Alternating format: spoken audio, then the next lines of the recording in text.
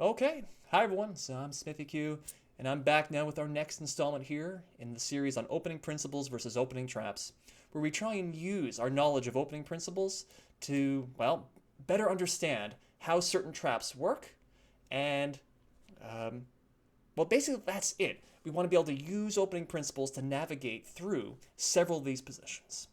And today we're going to be starting looking at this position. Knight g5, the so-called fried liver. I think opening purists will tell you that this is not the fried liver, but I don't think anyone cares at this point. The internet has dubbed this the fried liver, and so it is the fried liver. And it kind of boggles my mind that this might be White's best move, because it's blatantly breaking the opening principles. This knight is now moving twice, it's attacking f7, it's focusing on trying to win material instead of developing, or instead of castling, it's not fighting for the center. How can White get away with this? And I'm going to be sharing now several videos. We're going to take a fairly deep dive into this position, trying to examine it through opening principles. And what we're going to see time and time again is that Black has a lot of tricks he can throw at White, and White can lose the game very, very quickly. Why? Well, I just mentioned it. He broke the opening principles. And so, even though White is better in many of the traps I'm about to share, and this might even be the best way of playing for White when we look at all the main lines. White walks a very fine line, as we'll see in practice. Now today, we're not going to look at the main line, we're going to look at a fun line. Knight takes e4. There's going to be a lot of tactics coming up, but hopefully I've laid enough groundwork in my previous videos that you can see some of this coming. For example, this is a free knight, right? Oh, we've seen this before. d5, there's a fork. Black is winning his piece back. He's got complete control of the center. Easy development. Black is better. Let's look at the stats. There's the stats. Black is crushing it. Okay. So it's not a free knight. But what about f7? The whole reason White plays this is to cash in on f7. So let's do that. Let's use the knight first. So as you can see by my little helpful arrows, White has now invested a lot of time. This is the third move with the knight. Yep, it's a fork. What do we do as Black? Or what's the counter? What was the whole threat? The idea is this. Queen goes to h5. The queen gets away from the fork, and now it's counterattacking on f2. And this is perhaps the whole idea behind this whole line. So if I were to back all the way up, from this position after knight g5, so White is breaking the principles, White's moving the piece. What's in it for White? What's in it for White is this square right there. It's f7, the eternal weakness. Again, I've mentioned in other videos that tactical weaknesses can help justify our play, and it gives us something to hone in on, a target. Well, it's the exact same thing here. After knight takes e4, knight takes f2, queen goes here. Well, f2 is just as weak for White, and this is a pretty big target, and instead of using a knight and a bishop, like White was attacking f7, Black is using the queen and the knight.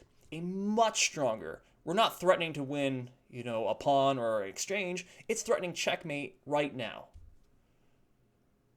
The most common move is to simply castle, and as these arrows I've helpfully drawn will show, it's very easy for Black to pile up everything on f2. And in fact, that works right now. If you put your tactic hat on, knight takes f2. This does a couple of things. Notice how now this bishop is hanging. And then after take, you throw in a bishop c5. It's a pin. f2 is falling. c4 is falling. Black is way ahead in development. Let's look at the stats. Yep, Black is crushing it even more than the last time that I showed here. And so this whole thing is pretty bad. Backing up. Instead of castling, g3 is even worse. Because we can take, you can't take this way because you lose the rook. That's really terrible. But if you take this way, yep, the bishop is hanging. But even better, we got this check. Oh, isn't that beautiful? And if you block it with the queen, doesn't matter. We've got another check, washing White away. So let's back up. Now it might be worth pausing here, because I might be seeing a question forming. I'm going to predict there's a question. Smithy, you're saying that white is wasting all this time, moving his pieces twice, and attacking, instead of finishing development. And that's why white is losing in this trap. And that makes sense. But isn't black doing the same thing? Didn't black just move this knight twice? And now he's going to move his queen? And isn't black now the one who's breaking the principles? That is a perfectly legitimate question. If that's what you're thinking, bravo. If it's not, I'm going to explain it anyway. This comes down to an idea that I've heard best explained from GM Smirnov, which is the idea of breaking the balance. That is, if both sides are playing normal moves, then, well, it's a pretty normal game, and you're going to keep making those normal moves, following the normal plans. But what happens when your opponent plays something suspicious? It's not a normal move, or it's wasting time, or otherwise it's violating the general chess ideas.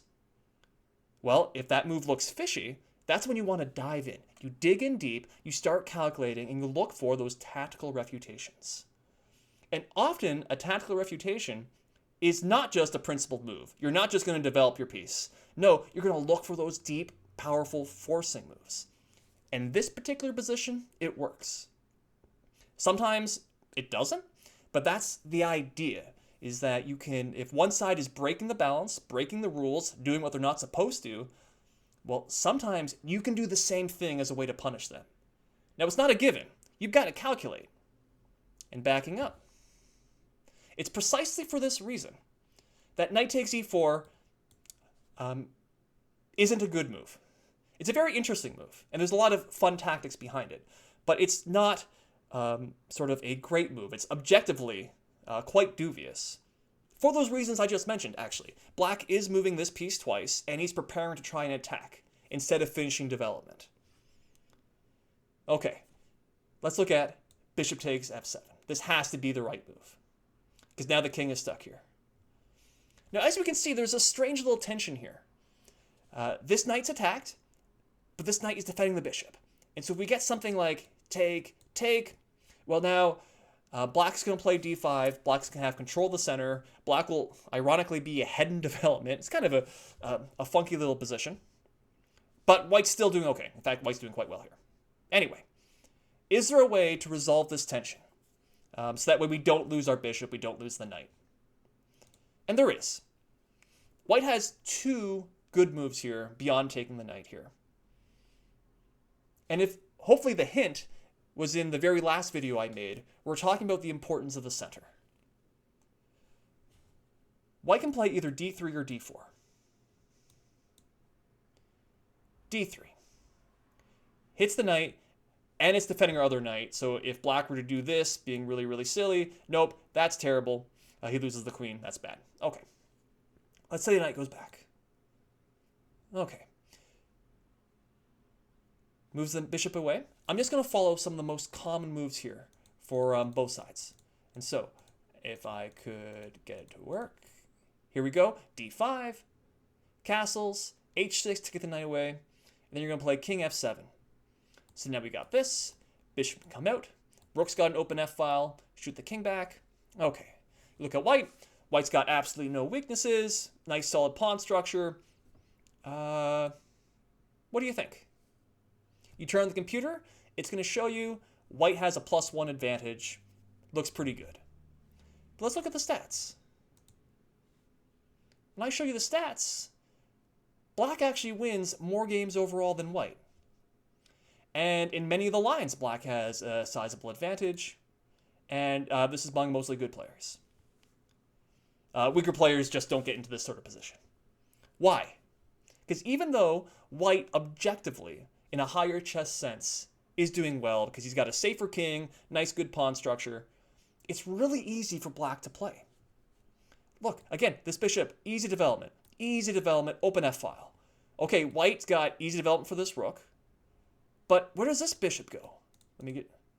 okay, that's a bad move, but where does this bishop go? Can't go here, can't go here. That's not a great square. If it goes here, it always runs into that. Same thing with this knight. Having black's control of the center gives him excellent practical chances here. Again, to the point, he does better than white. in this position. And this is again where I'm talking about why this move is so interesting. And why white has to be careful, because white can do everything right up until here. And white has done basically everything right. And still be in a really difficult position. Why? Because white was breaking the principles at the beginning. And so by moving those pieces multiple times, by trying to attack instead of developing, this is a much harder position to play than if white had not lost time early on. Now, I'd be remiss if I did not share the actual refutation, the full refutation to this knight takes e4. Yes, it's bishop takes f7, king goes to here. But it's not d3. It's going to be d4. All the way through. It's the exact same idea. The bishop is defending the knight, and so we're not in danger of letting our knight just hang. But it's also attacking the center, and it's introducing more tactics for white. Because again, if we were to look at this and think, what is black's main problem? Black's main problem is that he has a king on e7, which is a terrible spot. And you can imagine, after taking, we could play queen 2, or we could castle first, get a rook over, and that open e-file is going to be absolutely disastrous for black. Black probably shouldn't do that. In practice, if I were to just play the most common move, it's knight takes d4. This is an absolutely terrible move. We're going to play c3 to kick that knight away. The knight's going to go all the way back. And now after bishop goes to d5, hitting the knight. And once the knight moves, knight goes to f7. It's going to be a huge fork. And white is already up a pawn. White's winning more material. And unlike those other positions, black doesn't have control of the center. Black doesn't have that easy development. Black has actually wasted time moving his knight multiple times. Now he's going to lose material. And white's going to cash in, easily castle, and that's it. You can look at some other variations. Feel free to plug this in with Stockfish. I don't want to make the video over long. But white is just absolutely crushing in all the lines. And the reason for that is because he's going all in with by controlling the center. Yes, essentially it's controlling the center, backing up. Boom. And introducing some of these e-file tactics. Now, in my previous videos, I've tried to emphasize how just relying on opening principles will help us navigate some of these positions. I basically can't do that here, because white is violating opening principles, and black is going to be doing some really interesting tactics to try and take advantage of that, to have white fall off the path and set minefields, to set traps that are really, really beautiful, actually. But at the same time, if I were to back all the way up, hopefully the first few moves make sense. We don't take the knight. We're not going to get greedy and attack, take on f7 with the knight here. Taking here misplaces the king. Right on e7, it interferes with his natural development.